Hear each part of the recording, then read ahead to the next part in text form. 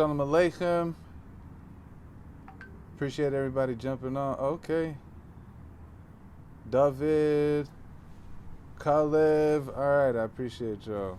Cool. All right. Parshas Yisro. Parshas Yisro. Major Parsha, right? Parsha where we received the Torah, Har Sinai and all of its greatness and glory. So everything that has happened up until this point in existence, since creation, is leading up to this point, right? So the Chachamim point something out though, something interesting that Chazal say.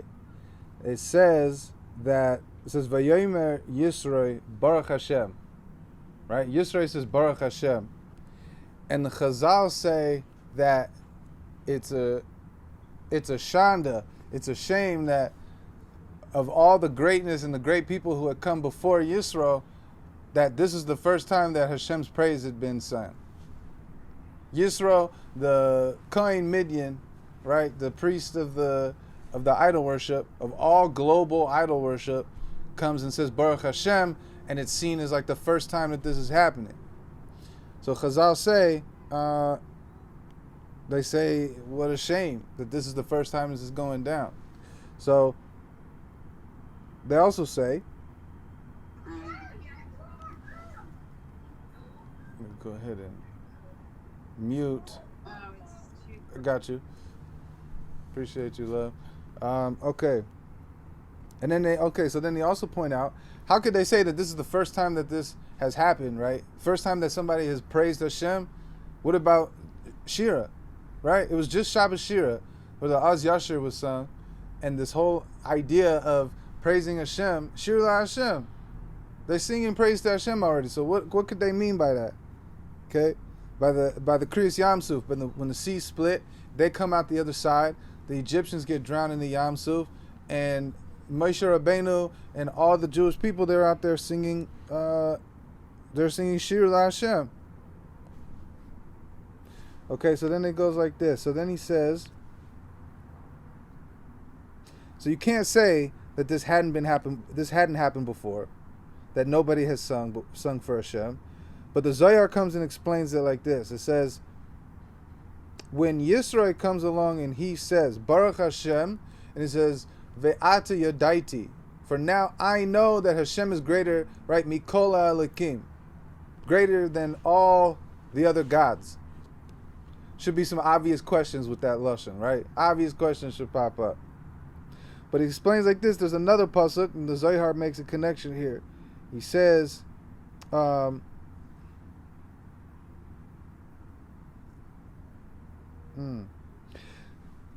they're trying to explain, the Zohar is trying to explain, why was it that even though people had sung praises for Hashem beforehand, why was it not until Yisro comes along and he says Baruch Hashem? So if you want to say, yeah, Moshe Rabbeinu sang Shiru, but it wasn't until Yisro came along and said Baruch Hashem that Matan Torah happened.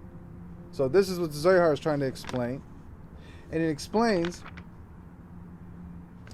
another issue, which is, why is he saying Mikol HaElokim? Why is Yisro praising Hashem, and Yisro, who was the Kohen Midian, the priest of idol worship, he comes along and praises Hashem, and we know this whole thing, that he comes and Moshe Rabbeinu comes out and he honors him, he kisses him, hugs him, brings him to the tent and says, let me catch you up on everything that went down. And because of this, Yisro is Megarit, right? Yisro converts, and he says Baruch Hashem, Ve'ata Yadaiti, I know that Hashem is the greatest, and he comes and he brings a carbon. And Rashi points out that Moshe comes out. When Moshe comes out, Aaron comes out. When Aaron comes out, Nadav and Avihu come out. When Nadav and Avihu come out, the elders, the 70 elders come out. Everybody. So he's got this huge welcoming party to welcome the Kohen Midian. Right? Okay.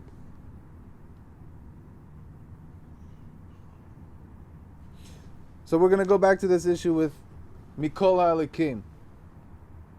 So first of all, it says that Yisro was a Kohen Midian. So there's two Pirushim on this. One was that he was the king of Midian, and the other is that he was the king of, or the high priest of all idol worship. So either way, it seems like, why would they mention this?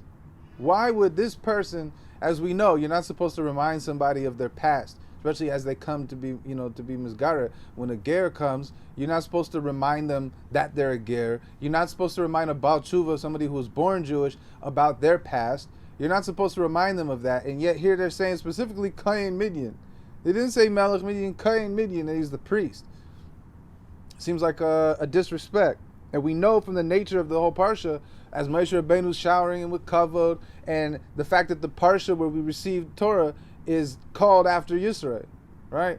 And it says that Rashi actually says that the part of the understanding of his name Yisro is from Yisro, that he adds, or he is more, that he added a book of Torah, and not just any book of Torah, but the Torah where we received the Torah is named after him. So it couldn't be that we're trying to insult Yisro by calling him the Kohen Midian. In fact, Adrabah, Pum Fakir, right?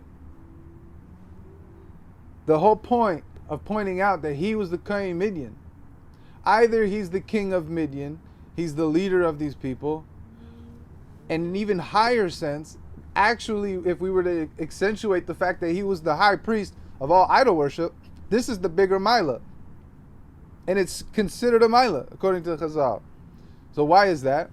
Rashi explains, the fact that he was a Kohen Midian, he was the Kohen of all Avodah Zarah, and he knew all of it, he was Bucky in all the Narsha, the Getchkas that the whole world was familiar with davening to, because he was from that world and was the highest anybody could get in that world. When he says, Ve'ata Yadaiti, now I know, if he knows, nobody can dispute, right? Your neighbor comes along and says, oh, I know that this thing is like, hey, I need to see credentials. I need to see proof that you are qualified to even speak on this matter. This person was the high priest. It's like the Pope, and he's the Pope of every religion, comes to 770 and says, Ata Yadaiti, right? Now I know. Okay? So what's happening here is that we're actually showing his Mila, because this was a Mila. But here's the thing. It's not enough to just explain, okay, so now we know that he was the most credible, right? He was the most credible person to give this kind of kavod to Hashem, and to say, oh, according to my knowledge of all the other gods and the deities and the things, whatever they are, I have the right to say, because I know better. Because I was the high priest of all these other religions, I know. So that's good, but it doesn't change the fact that he refers to these as Elohim, Mikol Elohim, of all the gods.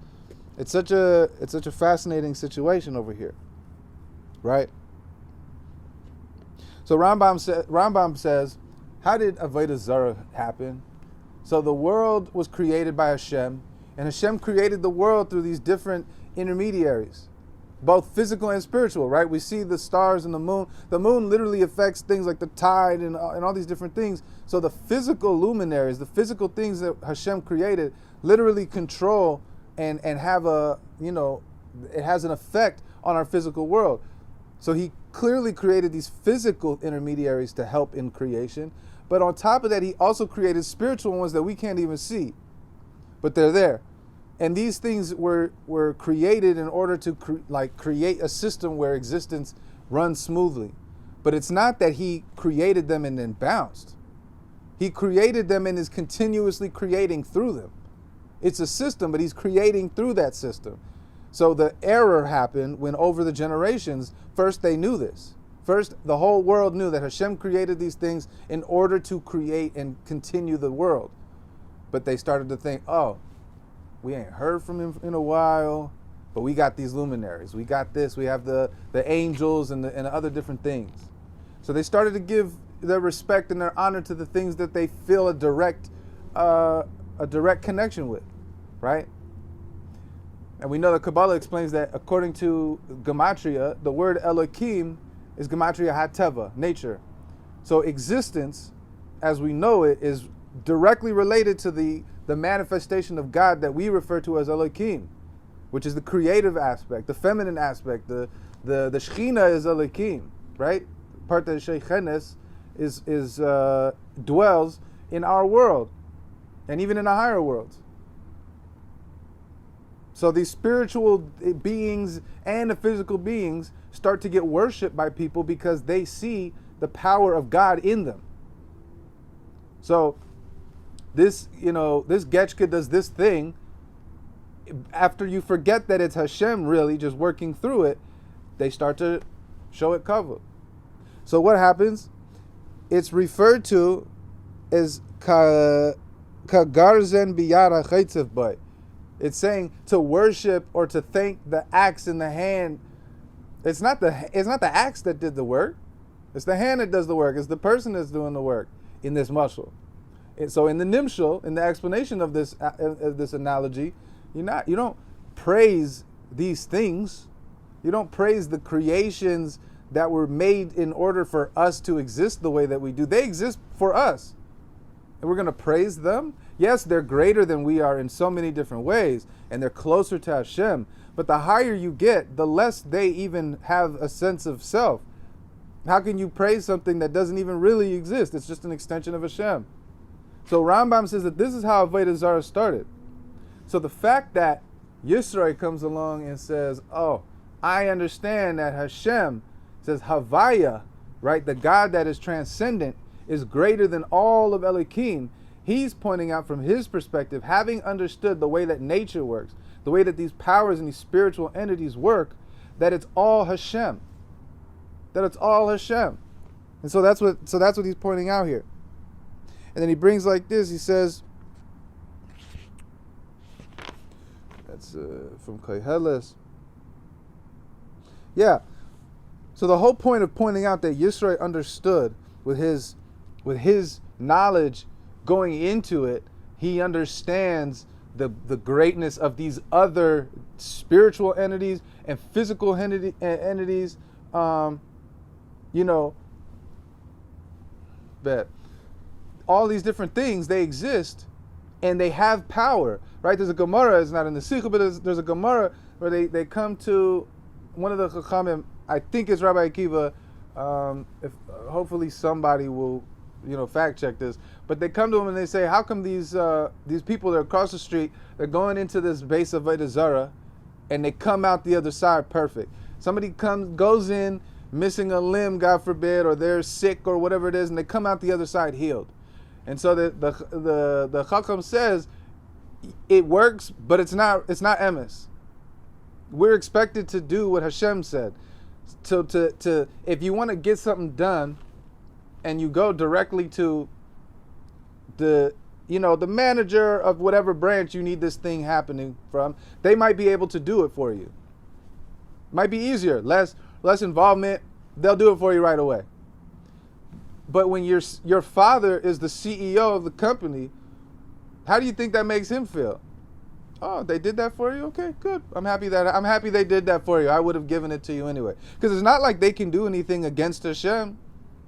Right? The intermediaries can't do anything that Hashem doesn't want them to do. Hashem would rather you just came to me. You just come to me. What do you need to go to them for? But, hey, okay. So that's what it is. And so Yisro understood this because of his knowledge and his awareness of the spiritual world. Okay, so here's what's crazy. So the Zohar says, there's a pasuk that says, "V'ra'isi ani sheyesh Yisron l'chacham min hasichlus." Says that I saw there's a maila, a Yisron, a maila, an advantage in wisdom over foolishness. Okay? And what it means, and the Zohar is explaining, is that when a person can mahapech the wisdom of foolishness into holy wisdom, it reaches a madrega that no other wisdom can reach. Because the whole point of this physical world, or this world, even the spiritual world, any form of something that is the sitra achra, There's the side of godliness, of holiness, and there's the other side. So the only reason the other side exists is so that it can be transformed into godliness. So with this pasuk from Koheles, I think it is, from Koheles is saying, and the Zohar is explaining that the advantage in the foolishness is that when it becomes transformed to holiness, it's a higher madrega of holiness. It's a higher level altogether. So what happens?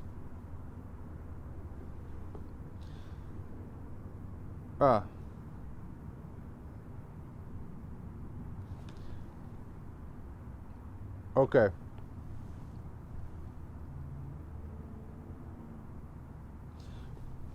Yisro comes along, and he comes to learn about the Torah.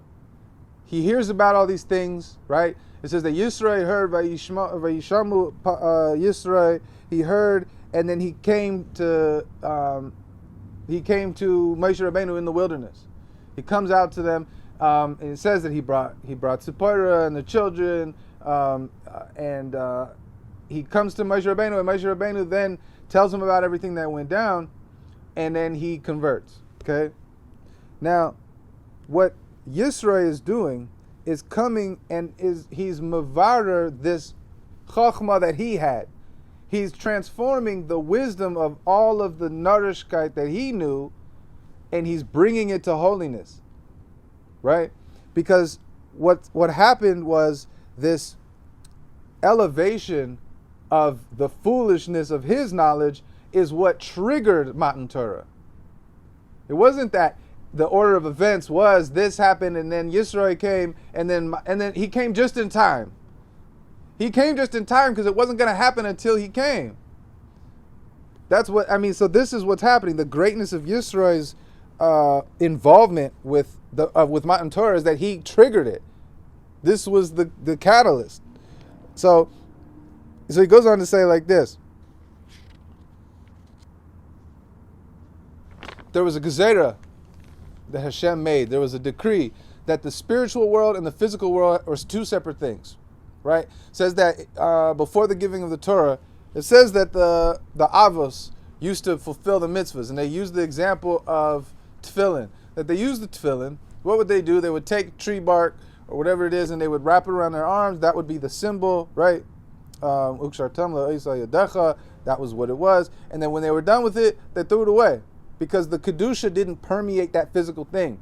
But after Har Sinai, the giving of the Torah, the Gezerah was lifted, and he says everything that is holy can descend, and he says it the other way actually, everything that is down here can ascend on high, and everything that is holy can descend down here. And so what happened is now you have tefillin, right? You shech the behema and take a skin and make tefillin straps. You do the mitzvah one time, and now there's Kedusha. Even when they're preparing it, you're supposed to say the Shem mitzvah's tefillin. The Shem mitzvah, you're right, the Shem kedusha's tefillin. And you're saying that I'm doing this in preparation for this mitzvah and the holiness. So what happens is when that mitzvah is fulfilled, the godliness that was drawn down by that mitzvah stays in that physical thing. It permeates that physical thing. So now you have this marriage between these two worlds of the physical and the spiritual. And Yisro is what caused this. Okay. Question is, why wasn't the Yam Suf enough for this? Right? We talked, I think it was last week, about the splitting of the sea being this whole idea of the sea covers and hides what's underneath it. So too, godliness, or the koyach eloki, the godliness of the godly aspect that restricts and constrains the godliness so that we don't see it, we don't perceive it, so that we can exist, essentially, so that this physical world can exist. He restrains himself, and so that concealment of godliness is like the sea, which conceals what's underneath. And the splitting of the sea was the revealing of the depths of the sea, which was dry land. So turning it from the sea, from the Yam Suf, from Yam to Yabasha, to land. And that land represents the Gilui, the revelation of godliness, the revelation of what's underneath the sea. So that's clearly the same inyan of marrying these two worlds. So why wasn't that enough? And in fact, he points out that when Rashi says that that Yisro came, he points out that what did Yisro hear? When it says that Yisro heard everything that had happened and he came. When it says ba and he came, what's he referring to that he came? That Rashi says it was the splitting of the sea and the war with Amalek. So the question is, why does he single out the war with Amalek? Why doesn't he say the victory with Amalek? Why doesn't he say the other plagues? Why specifically, why not the drowning of the Mitzrayim? Why was it the splitting of the sea and the war with Amalek? Yisro understood that the splitting of the sea was the first time that the two worlds, the spiritual world and the physical world, had been joined, had come together, had been connected. What made him come to Moshe Rabbeinu, to the wilderness, was the fact that after that occurred, there was a war with Amalek. Not the victory, not any of that. How could it be that after the splitting of the sea occurred, that there is even a potential for a Melchemes Amalek? That's what bothered him. He recognized, that wasn't enough. The Yam Suf wasn't enough to complete the process. He knew what had to be done. He came out. He accepted and acknowledged the greatness of Hashem because he heard about the Yam Suf, so he knew that it was real, but he saw that the job hadn't been completed. So it was up to him. So he comes out. He expresses Baruch HaShem v'ata yadaiti, right? The godless of Hashem over Mikola Elikim. It was Yisro specifically transforming his knowledge of Avodah Zarah, the lowest possible thing in the world. His ability to transform that, he knew it was going to be what it was going to take in order to bring down Matan Torah. And so every day we're supposed to do this exact same thing. The Rebbe brings that every day when we say Naisen Torah, the bracha on receiving the Torah, we say Naisen Torah. Not that he gave the Torah, but that he gives the Torah. So every day we're supposed to see this exact same thing, that our job is to elevate the lowest points of our day. So every day you go to work, you know everything that you do, everything, it says v'chol d'rachecha v'yadehu, to know Hashem in all the things that you do. And so this is this idea that everything that you do is this connection between the higher world and the lower world. First of all, when you say brachas and the mitzvahs and everything like that. And that's why when Yisro says Baruch HaShem, the lashon of Baruch is hamshacha, is drawing down, bringing down. Right? Chazal says hamavrich the geffen, when a person wants to plant a vine. There's different ways of planting, and one of those is bringing a vine that already exists on a plant that is alive and growing in its own thing, and taking that vine and burying the vine in the ground, and that from that place of burial of that vine, a new plant will come out. So the idea of mavrich, of bringing down the vine, is where the word baruch comes from. So when Yisro says Baruch Hashem, it's Yisro drawing down this level of Havaya into the revealed world. I mean, it's the most incredible thing, and Yisro does it. Yisro does it. That's why Matan Torah is given in Parshas Yisro, because he was able to do it. He was able to bring this hamshachas of Hashem by transforming the himself and the lowest parts of what he knew.